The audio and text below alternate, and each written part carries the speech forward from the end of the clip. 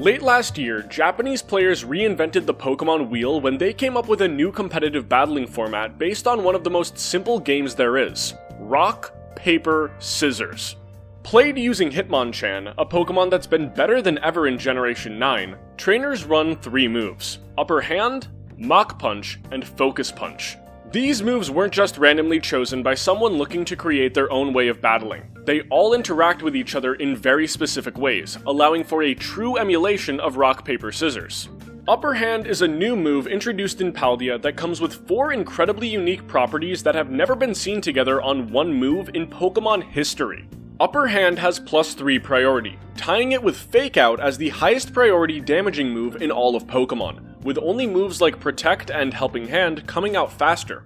Like the aforementioned Fake Out, Upper Hand will always make the opponent flinch if it lands. But unlike Fake Out, which can only be used on a Pokemon's first turn in battle, Upper Hand can be used multiple times at any point in the game. On paper, this move sounds broken, but here's a pair of scissors to cut it down to size. Upper Hand fails if the opposing Pokemon is not using a plus priority move. Since most moves don't have boosted priority, this prevents Upper Hand from being overpowered. It also lets Focus Punch have a place in this equation. Focus Punch has a base power of 150, making it the most powerful fighting type move in all of Pokemon. Despite that, it's extremely uncommon to see a competitive player run this on their team.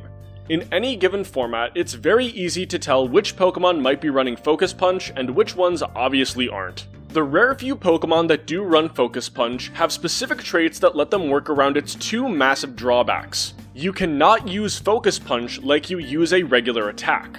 Focus Punch is the Pokemon equivalent of a sniper rifle, extremely deadly, but only to be used in prime position. Otherwise, you're at the mercy of all manner of counterattacks. Focus Punch has 2 stages, a non-attacking startup stage where the Pokemon tries to focus its energy, and the actual attack itself. These 2 stages have different priority, with only the attacking portion of the move counting toward Upper Hand's fail trigger. Focus Punch's startup stage has +6 priority, the same priority as the action of switching out your Pokemon.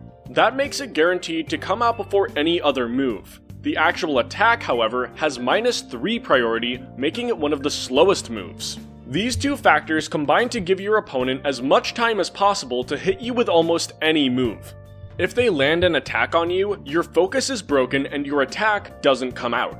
It's for this reason that Focus Punch has only really seen use in 2 specific scenarios: when behind a substitute that can eat the attack directed at you, or when predicting a switch. Breloom historically used Focus Punch to terrorize people.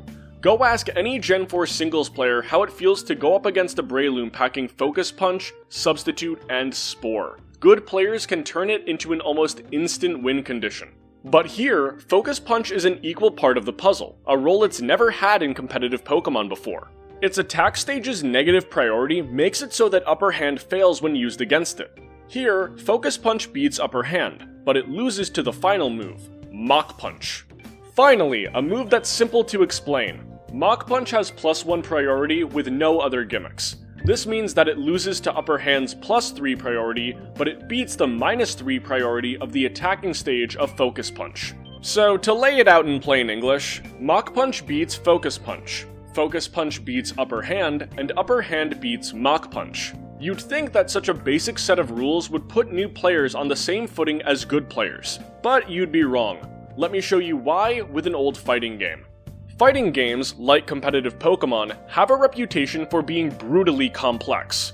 In place of damage rolls, specialized EV spreads, and detailed team construction, fighting games have branching combo routes, meter management, and frame data.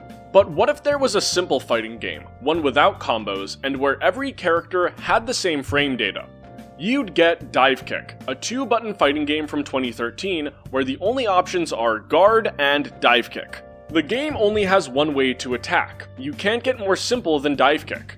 And yet consistently, the worst overall fighting game player will also be the worst Dive Kick player. This all comes down to fundamentals. Over the course of multiple games, the better fighting game player will use their tools better than their opponent and put themselves in better position to take an advantage. The same applies to Hitmonchan. While a single game could go either way, better players will more quickly pick up on their opponent's habits and counter them over the course of multiple games. This gives me the space to talk about the fighting game character I hate the most.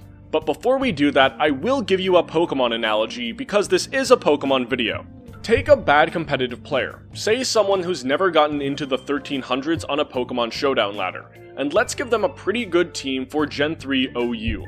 Then let's take BKC, one of the best singles players of all time, and force him to only use Pokemon from the NU tier and below. Now have them play a best of 7.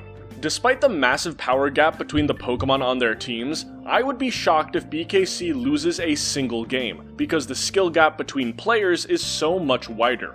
You can give an awful team to a good player and they will beat a good team played by a bad player consistently, something the developers of Street Fighter 3 Third Strike did not know. Sean Matsuda, the fallen heir to the Shotokan throne of Ryu and Ken, a space now occupied by Luke from Street Fighter 6. Shoryuken? Check. Tatsumaki?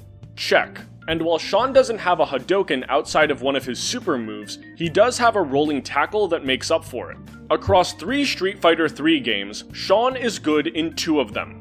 In the first outing, New Generation, he's a top 2 character. In Second Impact, he's around 4th, but does have the most simple high damage combos in the game. But in Third Strike, he's arguably the worst character, and that was by design. In the same way Pokemon games intentionally give you weak Pokemon to battle on early game routes, Capcom purposefully made Sean awful in Third Strike so that better players could pick him when facing new players to make the fight more competitive.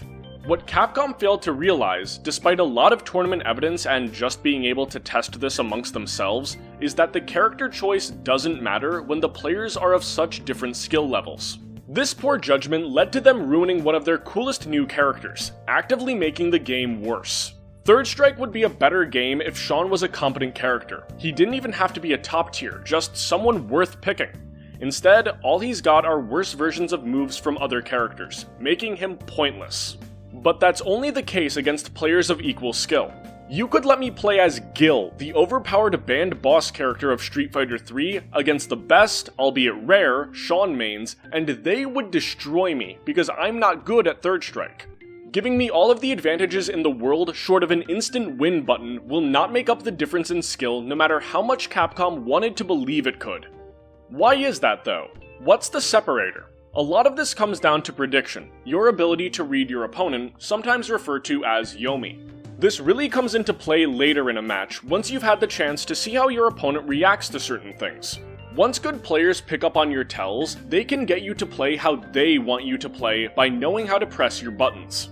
In fighting games, the most beginner example of this is getting punished for doing a wake-up Shoryuken. Uppercuts like the one you're seeing are great counterattacks. They do good damage and often have full body invincibility until they leave the ground. This makes them helpful after you've been knocked down, to punish your opponent for trying to push their advantage too much. But better players will play around that, getting close enough for your Shoryuken to seem like a good idea to you, but far enough away to where it won't actually hit them. Oh no!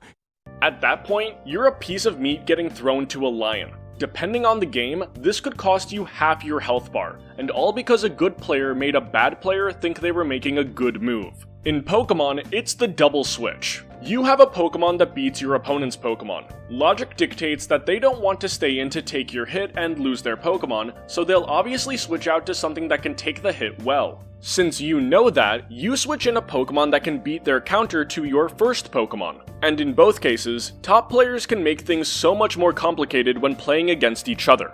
In fighting games, it's not a battle of Shoryuken versus block or Shoryuken versus incoming attack, because in fighters, there's a forceful way to beat blocking.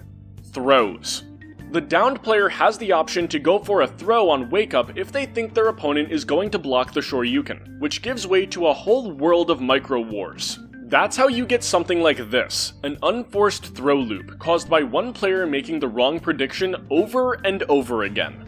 In Pokemon, it's just as deep. If you're the Gyarados player in this situation and you've seen your opponent try to get the upper hand by double switching earlier in the match or in prior matches, you have more options than just switching. If you know they're switching, Raikou isn't a threat to Gyarados anymore. It's a free turn to get momentum back on your side. You can Thunder Wave the incoming Salamence, destroying its speed stat, and if they try to backpedal by bringing Raikou back in, it suddenly risks being knocked out by a Gyarados Earthquake. Or you could counter their switch to Raikou by double switching back to your own Celebi, which is now guaranteed to be faster than the Salamence they tried to threaten it with earlier. With one right call, the player who was at disadvantage when we started this is now controlling the pace of play. But let's be real here, this could just as easily have ended with Raikou zapping Gyarados into another dimension, and that's the hypocrisy of high-level play. On one turn, the right move involves thinking 6 moves ahead and enacting your win condition with a brilliant stroke of prediction that would have put you on a blooper reel had it gone the other way. On the next, the right move is one a 4-year-old could have made. The best players are as good as they are because they're aware of that and embrace it, able to vacillate between these modes of thinking based on what they're seeing during the games. It's that level of awareness, gained from years of play and practice, that can make it seem like they're reading your mind. But there is one Pokemon format where everyone is equal, where a first grader just discovering Pokemon has the same odds of winning as the best players in the world. Let me introduce you to the sweet science of Metronome battles. Metronome is a beautiful move, but one that Game Freak tried to avoid for many years. It was a TM move in Generation 1, but wouldn't get that status again until Generation 8, and around Generation 6, it seemed like Pokemon games didn't want you to use this move.